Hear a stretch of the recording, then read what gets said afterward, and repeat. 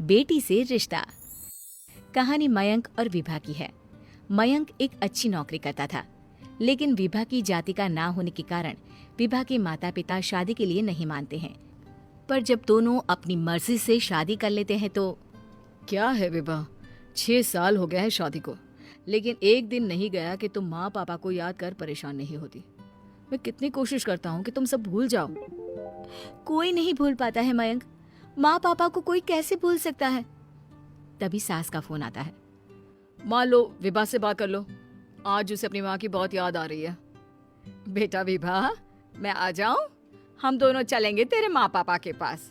बोलो। ना माँ जी, वो आप लोगों को कुछ बोलेंगे तो मुझे और भी बुरा लगेगा। आखिर आप भी मेरी माँ ही तो हैं। अरे सुन लेंगे ना यार, कोई बात नहीं, बोलेंगे ही ना। चलो माँ, मैं फोन रख रहा हूँ। वो क्या है ना, आज विभा को लेकर डॉक्टर के पास जाना है। बहुत दिनों से इसके सर पर लगातार दर्द हो रहा है। अरे हाँ हाँ, ले जा बेटा, सर दर्द को हल्के में नहीं लेना चाहिए। वैसे भी ना बहू सोचती बहुत है। मयंक माँ का फोन रख देता है और दोनों कार से अस्पताल जाते हैं। लेकिन जैसे ही वो लोग अस्पताल जाते हैं, विभा को स्ट्रेचर में नर्स उसकी माँ को लेकर जा रही दिखती है। मयंक, माँ, मयंक वो मेरी माँ है। इतने सालों बाद दिखी भी तो इस हाल में मैं उनके पास जा रही हूँ। अरे रुको, कहीं वो लोग तुम्हें देखकर और परेशान ना हो जाए, या फिर तुम्हें कुछ बोल ना दे विभा, तुम फिर परेशान हो जाओगी। मयंक कैसी बात कर रहे हो, वो माँ है मेरी। विभा पास खड़े अपने चाचा चाची से बात करने की कोशिश करती है, लेकिन वाह, तेरे जैसी बेटी जिसकी हो वो तो मर ही जाए तो अच्छा है। वैसे पार्क में पैर फिसला है तेरी माँ का, रीढ़ की हड्डी टूटी है। रिद्धि को चाची की बात का बिल्कुल बुरा नहीं लगता। शायद वो सुन ही नहीं रही थी कि चाची क्या कह रही थी। वो सीधे माँ के कमरे में जाती है। कौन है आप? ये मेरी माँ है, मेरा नाम रिद्धि। रिद्धि नाम है ना आपका? दर्द में भी ये आपका ही नाम ले रही थी। हाँ, ये सुनते ही रिद्धि का कलेजा मुंह में आ जाता है। ये वही माँ है जिसने कड़े शब्दों में ये कह दिया था कि अब तेरा मेरा रिश्ता खत्म।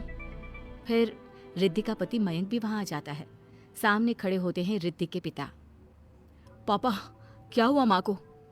वो पार्क में गिर पड़ी, रीढ़ की हड्डी में चोट आई है।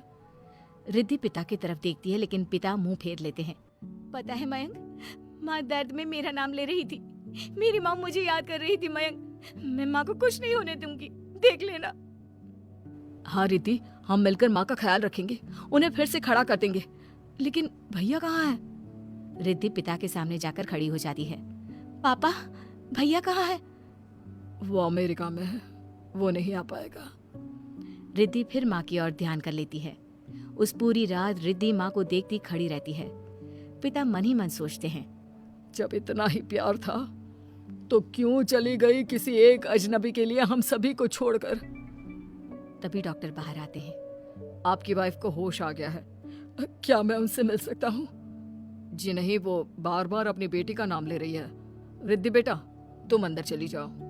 माँ रिद्धि को देखकर रोने लगती है। बेटा, माँ के गले लग जा। मैंने तो सोचा था तेरा चेहरा देखे बिना ही मर जाऊंगी। ऐसे कैसे?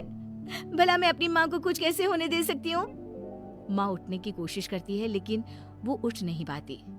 देखिए, आपकी रीढ़ की हड्डी में फ्रैक्चर है। मुझे प्यास लगी है, पानी पीना है। रुको माँ, मैं हूं ना, मैं पिलाती हूँ पानी अपनी माँ को। कोई और नहीं आया? तेरे चाची चाचा आए थे माँ, पर शायद मुझे देखकर चले गए। जाने दे, इस वक्त भी पुरानी रंजिश देख रहे हैं। और रंजिश भी कैसी? माँ अपनी बेटी से नाराज ही तो थी। रिद्धि अब पूरे समय माँ के साथ रहती है। उनके हर काम को करने में उनका सहारा बनती है। फिर एक रोज, आज आपको चलने की कोशिश करनी थी, लेकिन हमारे फिजियो के डॉक्टर नहीं आए जो आपको पकड़ कर चलाते, तो फिर आज।